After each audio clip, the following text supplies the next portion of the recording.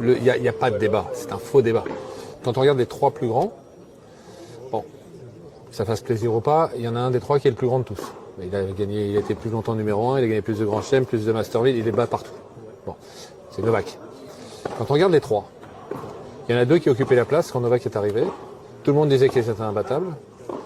Novak est arrivé avec un jeu très moyen. Parce que, je veux dire, même aujourd'hui, à la fin de sa carrière, quand on regarde le jeu de Rafa et le jeu de Roger et le jeu de Novak, c'est incroyable que ce soit Novak le plus fort des trois. Enfin, celui qui a gagné le plus, qui a battu tous les records.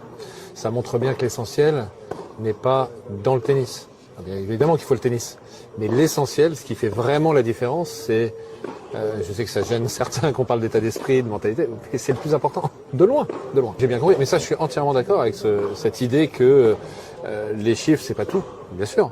Et peut-être que dans 50 ans, on dira que Federer a laissé une empreinte infiniment plus grande que Novak. Peut-être. Peut-être pas. Peut-être. On ne sait pas.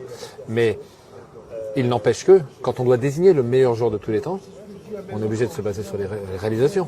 Si on se base sur un autre critère, c'est complètement subjectif, ça ne veut plus rien dire. Ça veut plus rien dire. Et dans quel autre sport ce sujet serait évoqué? Est-ce qu'en athlétisme, on évoquerait sur le plus rapide sur 100 mètres? Est-ce qu'on évoquerait ce sujet? Non. Ce sont des sports dans lesquels, d'ailleurs, c'est l'idée même du haut niveau. C'est quel est le meilleur? Voilà. Les joueurs s'affrontent. À la fin de chaque semaine, il y a un meilleur de la semaine. À la fin de chaque année, il y a un meilleur de l'année. Et puis, bon bref. Il n'y a pas de débat. C'est un faux débat.